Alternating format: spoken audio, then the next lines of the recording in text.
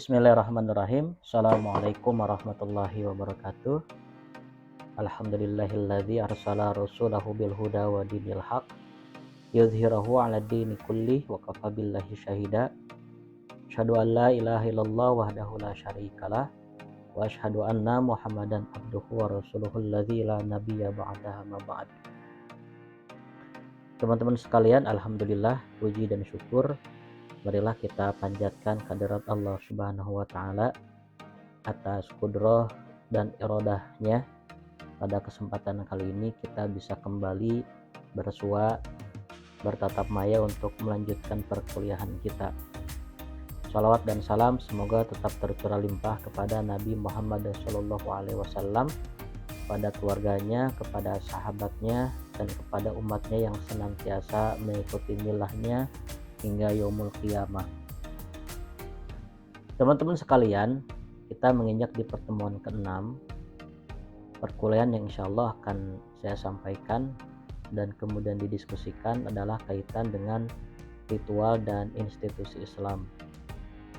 Nah, materi ini saya sadur dari bukunya Dr. Ramdes Atang Abdul Hakim dan Dr. J. Mubarak dalam metodologi atau metode studi Islam, metodologi studi Islam. Nah, teman-teman sekalian, kita mungkin banyak mendengar istilah ritual. Ritual itu identik dengan keagamaan apapun, baik Islam maupun non-Islam, itu syarat akan ritual. Biasanya ini lekat dengan bagaimana seorang hamba begitu mengabdikan dirinya, mengekspresikan bahwa dirinya mengabdi kepada Tuhan. Nah, biasanya dalam bentuk ritual. Nah, dalam pembahasan kali ini insya Allah akan disampaikan beberapa hal ya yang berkaitan dengan apa sih esensi atau makna dari ritual dan juga institusi Islam. Nah, tentu saja teman-teman sekalian, seperti yang tadi disampaikan di awal bahwa semua agama itu mengenal apa itu ritual. Kenapa? Karena setiap agama ini memiliki ajaran tentang sesuatu hal yang sakral. Nah, salah satu tujuan pelaksanaan ritual adalah pemeliharaan dan pelestarian kesakralan. Sakral itu bisa kita katakan sebagai suci dan sangat transenden, artinya hubungan dirinya dengan Tuhan. Banyak kasus-kasus yang kemudian masuk dalam delik penistaan, satu diantaranya karena menyinggung kesakralan. Salah satu gubernur dulu ya pernah dipenjara karena menista agama. Kenapa? Karena menyinggung salah satu ayat dalam Al-Quran begitu. Al-Quran itu kan sesuatu yang sangat sakral, yang kemudian disucikan. Nah, salah satu hal yang kemudian mengekspresikan bagaimana sucinya sesuatu itu salah satunya dengan proses ritual begitu. Ini menurut Jamari. Di samping itu, teman-teman sekalian, ritual itu merupakan tindakan yang memperkokoh hubungan pelaku dengan objek yang suci dan memperkuat solidaritas kelompok yang menimbulkan rasa aman dan kuat mental. Ritual itu tentu dilakukan bukan hanya personal atau individual, tetapi juga secara kolektif. Dalam bahasa Islam dikenal dengan istilah jamaah atau berjamaah. Berjamaah itu merupakan ekspresi dari kumpulan individu-individu ya yang memiliki tujuan yang sama. Tujuan yang sama, salah satu diantaranya adalah melestarikan kesakralan begitu. Contoh sederhana ya, kita ambil dari bagaimana sholat itu dikerjakan secara berjamaah. Sholat itu kan merupakan ibadah ya, ibadah atau dalam tanda kutip ritual. Sholat itu sakral, suci. Tidak bisa kemudian orang mempermainkan kesakralan sholat. Masing-masing individu, utamanya umat Islam, meyakini bahwa sholat itu wajib dan mesti dilaksanakan oleh masing-masing individu seorang muslim. Dalam kaitannya dengan amalan sunnah, bahwa sholat itu dilaksanakan secara berjamaah sebagaimana tuntunan Rasulullah SAW. Nah, dalam prosesi berjamaah itu kemudian orang memiliki kesadaran kolektif bahwa berjamaah itu adalah sunnah. Maka orang-orang berbondong-bondong kemudian datang ke masjid untuk melaksanakan sholat secara berjamaah. Nah, salah satu fungsi atau hikmah dari berjamaah itu adalah memperkokoh solidaritas atau mungkin soliditas ya, soliditas umat Islam. Kembali ke kalimat yang sama, mengarah ke kiblat yang sama, yaitu ke Ka'bah. Yaitu untuk menimbulkan rasa tentram dalam mental begitu, dalam melestarikan ritual kesakralannya itu. Nah, teman-teman, hampir semua masyarakat ya, yang melakukan ritual keagamaan itu dilatar belakangi pasti karena kepercayaan. Adanya kepercayaan pada sesuatu yang sakral itu menimbulkan ritual. Bagaimana mungkin orang setiap hari sholat 5 waktu kalau tidak didasari dengan kepercayaan? Kepercayaan dalam bahasa kita itu bermuara pada istilah iman. Ya, iman itu bukan hanya percaya sebetulnya, tetapi meyakini dengan hati. Mesti diimplementasikan dalam bentuk amalan, baru boleh kemudian mengucapkan. Misalkan yang kembali ke masalah sholat tadi kan, sholat itu diyakini kewajibannya oleh umat Islam. Maka kemudian karena percaya bahwa itu perintah Allah, maka ritual dilaksanakan. Ada teman-teman ya kelompok yang kemudian punya anggapan bahwa sholat itu cukup dengan niat, katanya gitu. Itu saya rasa kepercayaan yang keliru ya. Terserah orang memandang itu sebagai sebuah kepercayaan yang mesti dihargai, tetapi saya rasa kalau sholat cukup dengan niat begitu tanpa ada implementasi, berarti imannya belum sempurna begitu. Dan orang itu kemudian apakah benar mengatakan bahwa sholat itu sesuatu yang suci? Kalau sesuatu yang suci maka mesti dilakukan tata caranya, dilakukan pelaksanaannya, diperhatikan ketentuan-ketentuannya. Jadi berangkat dari kepercayaan. Jadi ritual itu berangkat dari kepercayaan seseorang untuk menjaga kesakralan sesuatu begitu. Oleh karena itu, ritual didefinisikan sebagai perilaku yang diatur secara ketat. Apalagi umat Islam atau syariat Islam. Pokoknya sesuatu harus sesuai dengan contoh Rasulullah SAW. Di Al-Qur'annya dijelaskan, disebutkan, hadisnya sahih. Nah, yang dimaksud ketat itu adalah demikian. Ritual itu harus bersumber, berdalil, bukan berdalih. Berdalil yang sahih, harus dilaksanakan, dicontohkan oleh Rasulullah SAW. Dilakukan sesuai dengan ketentuan. Sholat itu ada waktunya. Sebagaimana Allah jelaskan, Inna sholata kanat alal mu'minina kitabam mauquta. Sesungguhnya sholat itu bagi orang-orang mukmin ialah sesuatu kewajiban yang sudah jelas waktunya. Subuh sudah jelas waktunya, zuhur, asar, maghrib, isya sudah jelas waktunya. Sesuai dengan ketentuan. Kalau tidak sesuai dengan ketentuan, walaupun misalkan sholat subuh misalkan 2 rakaat ya ketentuannya. Tetapi kemudian ada orang yang karena saking semangatnya sholat subuh 4 rakaat. Nah, itu ritual yang keliru ya. Tidak sesuai dengan ketentuan begitu. Kemudian yang berbeda dengan perilaku sehari-hari. Artinya eksklusif, ritual itu eksklusif tata caranya gitu. Dan biasanya ritual antar umat beragama atau antar kepercayaan itu berbeda-beda tata caranya gitu. Berbeda-beda. Apalagi dalam Islam harus sesuai dengan apa yang dicontohkan oleh Rasulullah SAW. begitu. Nah, baik cara melakukannya maupun maknanya. Apabila dilakukan sesuai dengan ketentuan, ritual diyakini akan mendatangkan keberkahan karena percaya akan hadirnya sesuatu yang sakral. Sedang perilaku profan dilakukan secara bebas. Ibadah itu, ya, ritual itu kan dekat maknanya dengan ibadah kalau dalam Islam. Ibadah itu suatu nama ismun jami'un likulli ma yuhibbuhullahu wa yardah. Bahwa ibadah itu merupakan nama, semua nama setiap yang dicintai oleh Allah, ya, dari perbuatan, perkataan, asalkan dicintai oleh Allah, maka itu disebut dengan ibadah, teman-teman. Tapi ada syarat lain, yaitu harus sesuai dengan ketentuan, dengan contoh Rasulullah SAW.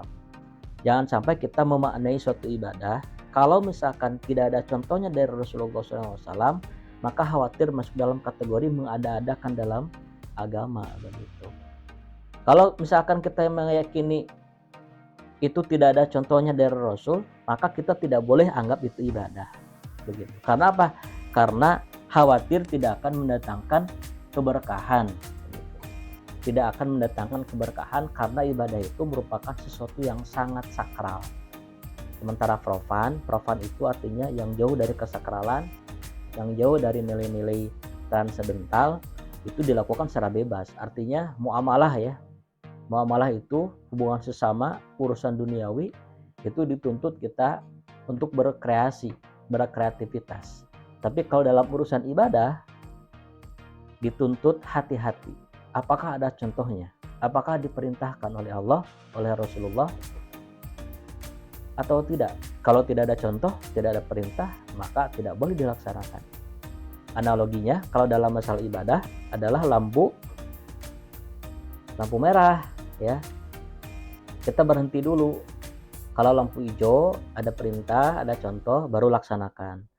Tetapi kalau urusan muamalah, urusan dunia, kita dituntut untuk berkreasi.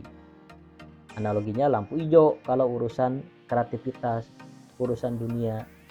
Tetapi kalau misalkan urusan dunia sudah bebas, lampu merah dilarang oleh Rasul, maka tinggalkan, gitu.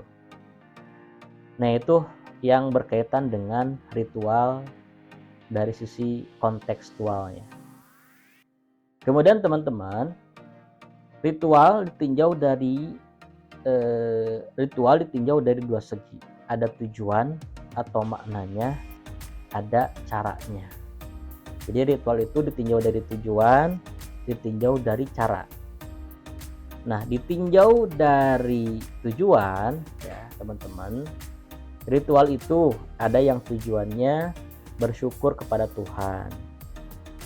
Ada yang tujuannya mendekatkan diri kepada Tuhan agar mendapatkan keselamatan dan rahmat.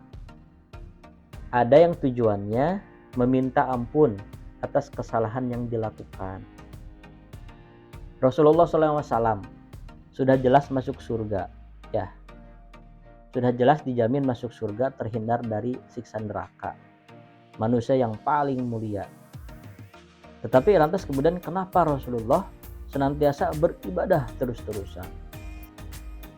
Jawab Rasul ingin menjadi hamba yang bersyukur.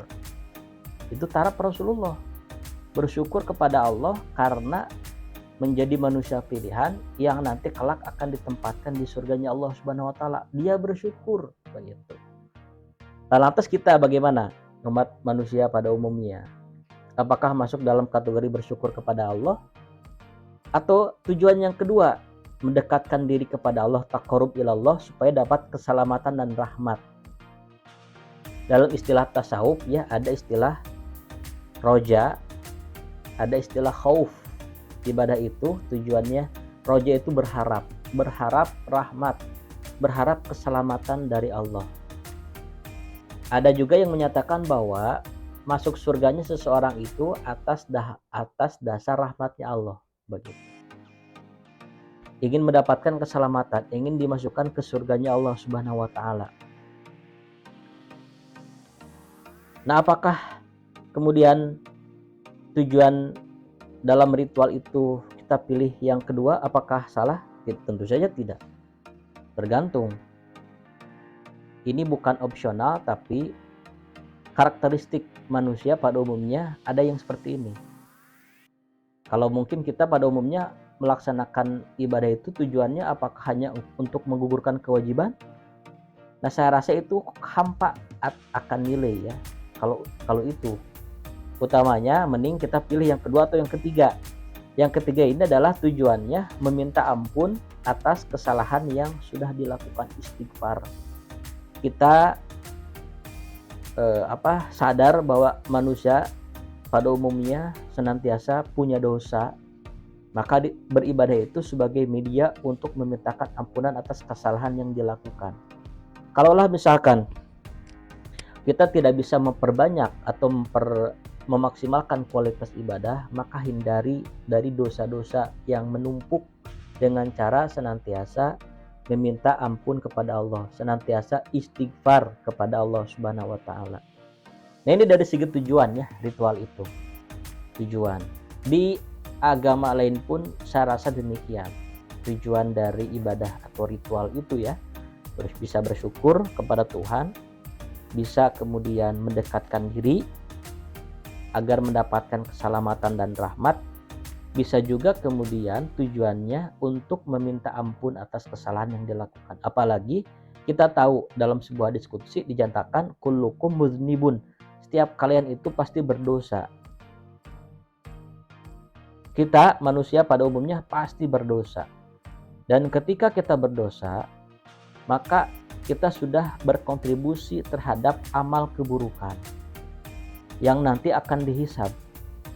Bila amal keburukan tersebut terus kemudian kita pupuk ya, tanpa kemudian kita istighfar kepada Allah, maka yang terjadi berat kepada amal keburukan sehingga kita akan disiksa dulu di api neraka, naudzubillahi min dzalik. Begitu. Ini dari sisi tujuannya teman-teman. Selanjutnya dilihat dari sisi cara ya. Cara ritual itu dapat dibedakan menjadi dua, ada individual artinya pribadi begitu. Ada yang kolektif.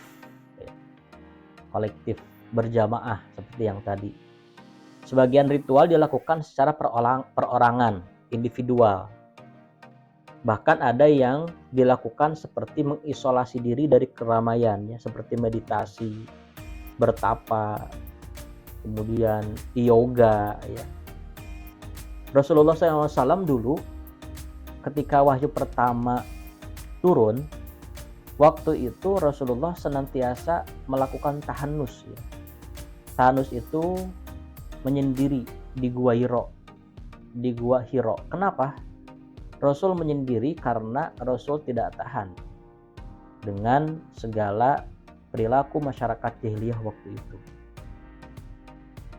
Belum ada wahyu yang turun sampai turunnya surat Al-Alaq ya. Iqra bismi rabbikal ladzi khalaq, waktu itu di Gua Hiro. Sense akan kondisi masyarakat waktu itu sudah muncul di benak Rasulullah SAW, sehingga Rasul senantiasa melakukan tahannus disebutnya. Di agama lain pun sama ya, di Hindu, di agama Buddha, menyepi, meditasi, bertapa dilakukan itu secara individual begitu, secara sendiri-sendiri.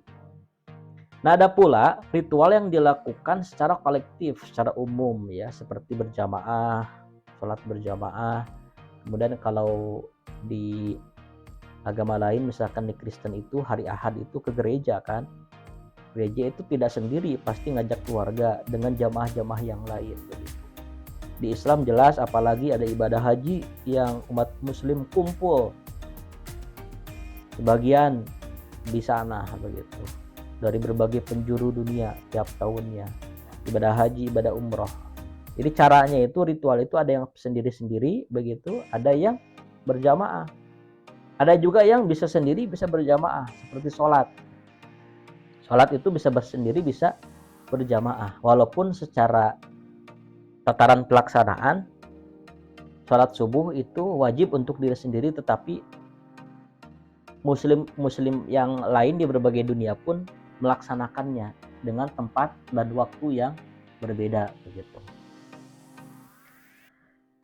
Nah, dalam penelaahan kajian yang lain, George Homans menunjukkan hubungan antara ritual dan kecemasan. Ada hubungan antara ritual dan kecemasan. Cemas itu ada kecemasan primer, ada kecemasan sekunder. Kecemasan primer ini melahirkan ritual primer. Dan kecemasan sekunder melahirkan ritual sekunder. Oleh karenanya, George Homans ini mendefinisikan bahwa ritual primer itu sebagai upacara yang bertujuan mengatasi kecemasan, meskipun tidak langsung berpengaruh terhadap tercapainya tujuan itu. Contohnya misalkan, sholat itu ya memang merupakan kewajiban. Tetapi secara substansial, sholat itu sejatinya harus mendatangkan ketenangan. Cemas yang ada, kekhawatiran, ketakutan yang ada ketika sudah melaksanakan sholat, harusnya orang itu kemudian menjadi tenang. Cemas yang ada dalam dirinya, ketakutan yang ada dalam dirinya, sejatinya mesti hilang. Begitu. Maka dilakukanlah ibadah, ritual. Begitu.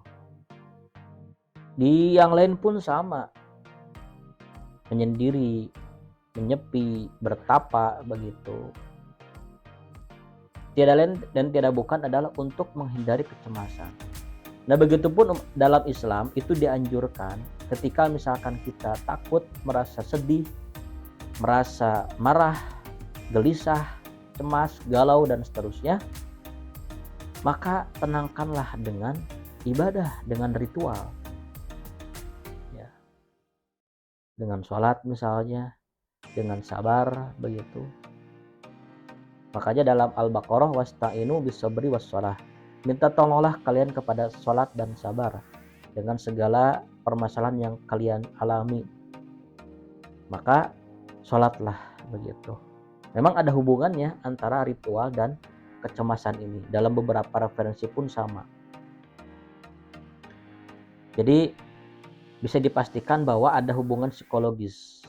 Sejatinya ibadah itu mesti menenangkan. Biasanya orang yang rajin beribadah itu punya masalah yang berat. Tidak sedikit kita temukan ketika orang itu maju usahanya, naik pesat pangkatnya, dia kadang lupa. Tetapi ketika usahanya drastis menurun, usahanya lesu, orang itu rajin sekali sholat, rajin sekali ke masjid. Nah, secara naluri, secara insting manusia itu mengetahui bahwa memang ibadah itu satu jalan yang bisa dilakukan untuk setidaknya meminimalisir kecemasan. Pasrah, tawakal kepada Allah Subhanahu wa taala sebagai cara untuk meminimalisir ketakutan. Saking meminta kepada Allah supaya diberikan jalan yang luas begitu.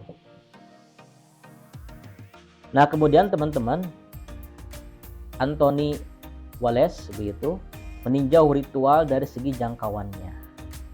Ada beberapa ya. Yang pertama, dikatakan bahwa ritual itu sebagai teknologi, seperti upacara yang berhubungan dengan kegiatan pertanian dan perburuan.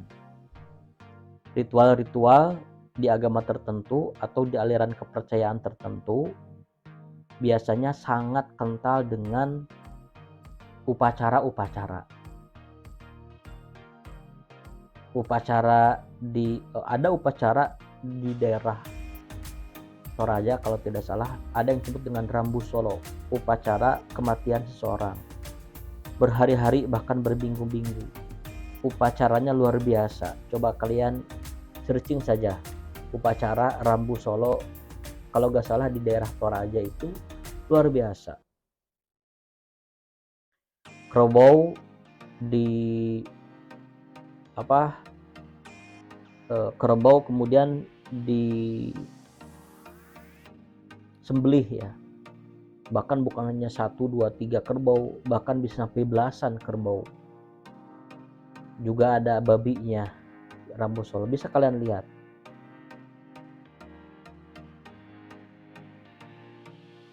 Yang hubungan dengan pertanian pun sama dan perburuan pun sama.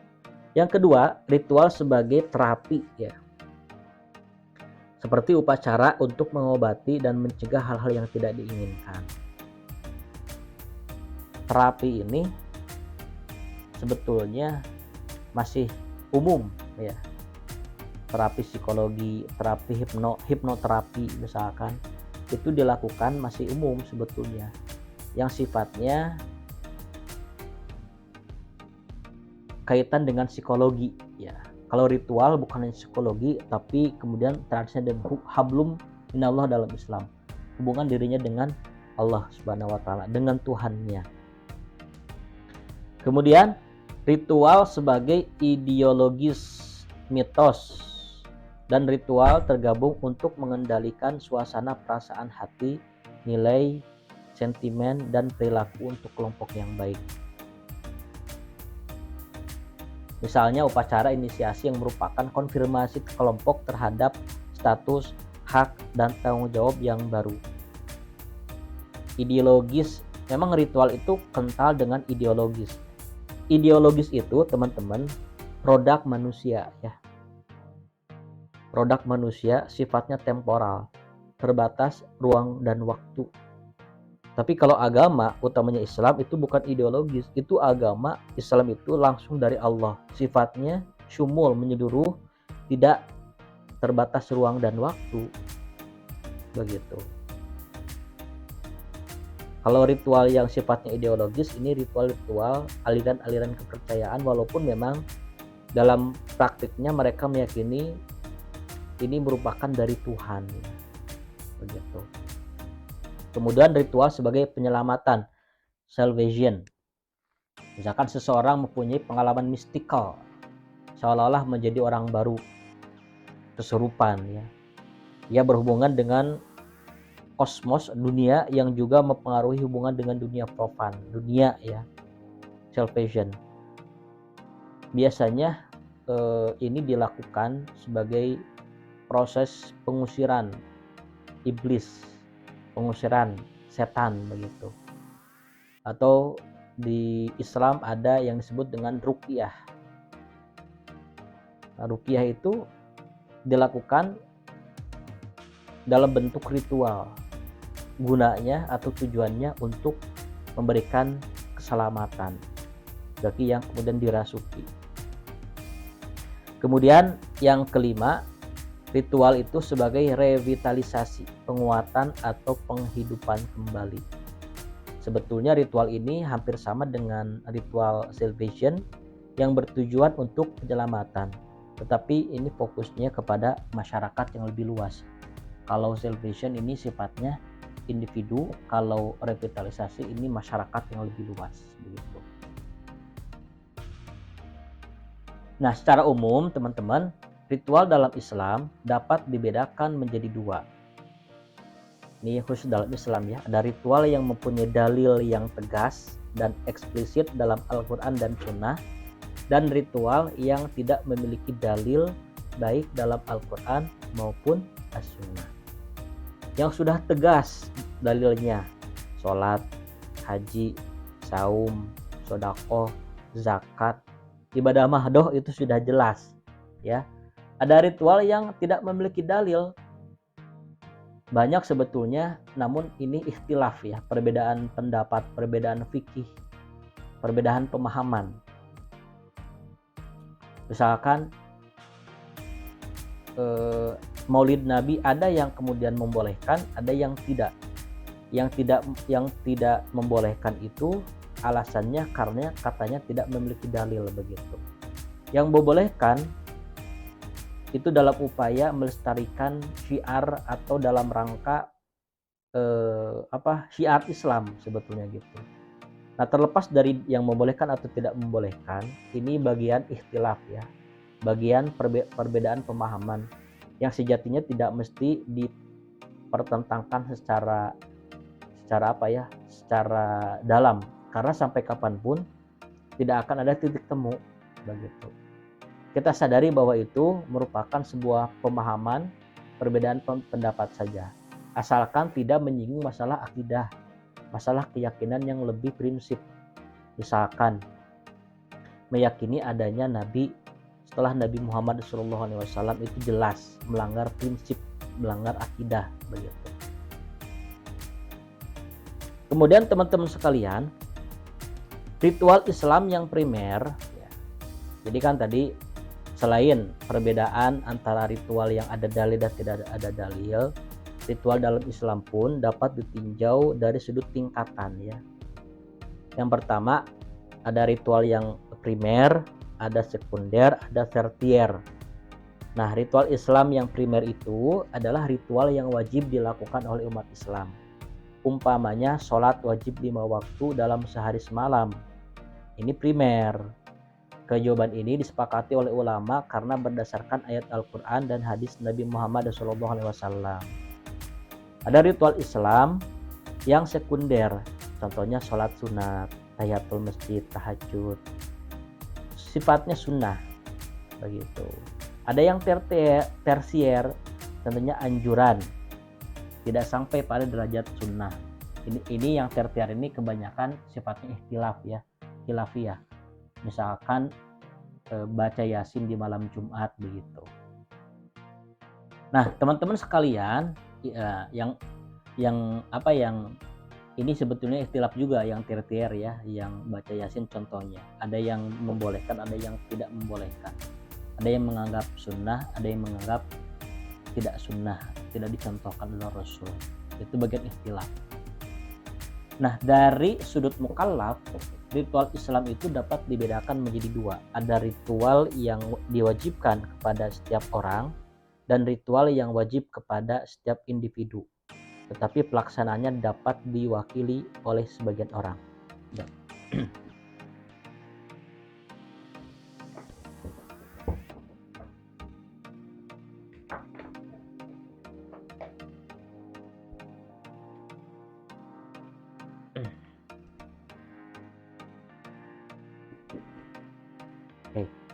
Jadi dari sudut mukallaf itu, ritual Islam itu dapat dibedakan. Ada ritual yang wajib, fardu ain namanya ya, fardu ain. Sholat wajib itu wajib setiap individu seorang muslim, yang tidak melaksanakan maka disiksa, begitu kan. Ada yang kemudian pelaksanaannya diwakili oleh sebagian orang, misalnya disebutnya fardu kifayah. Misalnya sholat jenazah. Sholat jenazah itu wajib, tetapi kalau ada sebagian muslim yang menyolatkan, maka gugur kewajiban kepada semua. Disebut fardu kifayah. Kemudian teman-teman, dari segi tujuan, ritual Islam dapat dibedakan menjadi dua pula. Ada yang bertujuan mendapatkan ridho Allah semata dan balasan yang ingin dicapai adalah kebahagiaan ukhrawi. Yang kedua, ritual yang bertujuan mendapatkan balasan di dunia, misalnya sholat istisqa yang dilaksanakan untuk memohon kepada Allah agar berkenan menakdirkan turun hujan. Ya. Yang sebetulnya umat Islam itu biasanya ketika berdoa, dalam doanya Rasulullah pun mengajarkan Rabbana atina fid dunya hasanah wa fil akhirati hasanah. Ya Tuhan kami, berikanlah pada kami kebaikan di dunia dan di akhirat, begitu. Kemudian sekarang kita bahas institusi Islam ya. Ritual insya Allah mudah-mudahan kalian paham. Sekarang institusi, sebentar lagi nih. Nah, sistem norma dalam agama Islam bersumber dari firman Allah dan sunnah Nabi. Jelas sumbernya firman Allah dan sunnah Nabi. Sistem norma ini merupakan pedoman bertingkah laku masyarakat muslim agar mereka memperoleh kemaslahatan hidup di dunia dan di akhirat. Daya ikat norma dalam Islam itu tercermin dalam bentuk mubah, mandub, wujub, makruh, haram. Ya, jelas kan? Kalau mubah itu dikerjakan tidak dapat pahala, ditinggalkan pun tidak apa-apa. Itu mubah sifatnya. Boleh. Urusan dunia itu al-ibahah. Boleh saja silakan. Tetapi jika ada yang melarang, harus berhenti. Mandub itu sunat, dikerjakan dapat pahala, ditinggalkan tidak apa-apa, walaupun memang rugi sih kalau tinggalkan, tidak dapat pahala kan. Walaupun misalkan tidak dikerjakan pun tidak disiksa, itu mandub. Kalau wajib, dikerjakan dapat pahala, ditinggalkan mendapatkan siksa, seperti sholat. Kalau meninggalkan sholat mendapatkan siksa. Ada yang makruh. Kalau makruh itu dikerjakan tidak apa-apa, ditinggalkan dapat pahala. Makruh itu artinya dibenci ya sama Allah, bukan dibenci istilahnya, lebih baik ditinggalkan begitu kalau makruh cenderungnya. Kalau haram, dikerjakan disiksa, ditinggalkan mendapatkan pahala, seperti berzina, dikerjakan itu disiksa, tinggalkan mendapatkan pahala. Nah ini norma ya, norma. Daya ikat norma dalam Islam itu tercermin dari tadi ada sunnah, makruh, haram, mubah, dan wajib begitu. Nah, norma Islam itu terdapat dalam akidah, ibadah, muamalah, dan juga akhlak. Nah, institusi adalah sistem nilai dan norma. Jadi institusi itu adalah sistem nilai dan norma. Norma akidah tercermin dalam rukun iman yang 6 ya kalau akidah. Norma ibadah tercermin dalam bersuci, dalam sholat, zakat, saum, haji. Norma muamalah ya tercermin dalam hukum perdagangan, perserikatan, bank, asuransi, nikah, mawaris, perceraian, pidana, politik. Sementara norma akhlak itu tercermin dalam akhlak terhadap Allah dan akhlak terhadap makhluk. Jadi spektrum ajaran Islam ya sangatlah luas. Aspek akidah, aspek ibadah, aspek muamalah sudah diatur dalam Islam. Ada fikih iktisadiyah, fikih yang berkaitan dengan ekonomi. Ada fikih jinayah yang berkaitan dengan hukum pidana. Fikih muamalah, hubungan sesama. Ada fikih tarbiyah, masalah pendidikan. Masalah pertahanan dan keamanan, difa'iyah wal amni. Masalah pernikahan, munakahat, begitu kan. Kemudian masalah kebudayaan, thaqafah, dan masalah-masalah lain diatur dalam norma Islam. Nah, norma-norma dalam Islam itu yang merupakan karakteristik institusi seperti yang disebutkan tadi ya, kemudian melahirkan kelompok-kelompok asosiasi tertentu yang merupakan bangunan atau wujud konkret dari norma. Nah, pembentukan asosiasi dengan landasan norma oleh masyarakat muslim merupakan upaya memenuhi kebutuhan hidup mereka, sehingga mereka bisa hidup dengan aman dan tentram, serta bahagia di dunia dan akhirat. Karena institusi di dalam Islam adalah sistem norma yang didasarkan pada ajaran Islam dan sengaja diadakan untuk memenuhi kebutuhan umat Islam. Nah, makanya tentu saja dari paparan tersebut dapat dikemukakan beberapa contoh institusi dalam Islam yang ada di Indonesia. Seperti institusi perkawinan diasosiasikan melalui kantor urusan agama dan peradilan agamanya, dengan tujuan agar perkawinan dan perceraian dapat dilakukan secara tertib untuk melindungi hak keluarga, terutama perempuan. Institusi pendidikan yang diasosiasikan dalam bentuk pesantren dan madrasah. Institusi ekonomi yang diasosiasikan menjadi Bank Muamalah Indonesia (BMI) atau kemudian Baitul Mal wa Tamwil (BMT). Kemudian institusi zakat yang diasosiasikan menjadi Badan Amil Zakat, Infak dan Sodaqah (BAZIS) begitu. Dan institusi dakwah yang diasosiasikan menjadi Lembaga Dakwah Kampus, dan banyak lagi contohnya. Oke teman-teman, itu saja barangkali yang bisa disampaikan pada kesempatan kali ini. Mudah-mudahan bermanfaat, khususnya saya yang menyampaikan, umumnya antum sekalian yang mendengarkan. Mudah-mudahan paparan yang disampaikan ini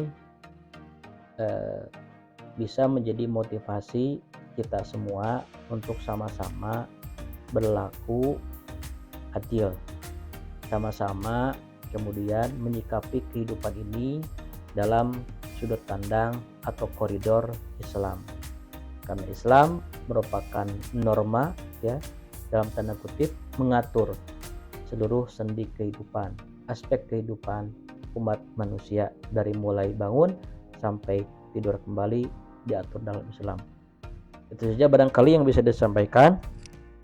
Mohon maaf bila ada salah-salah kata. Aku qouli hadza wa astaghfirullah li wa lakum. Wassalamualaikum warahmatullahi wabarakatuh.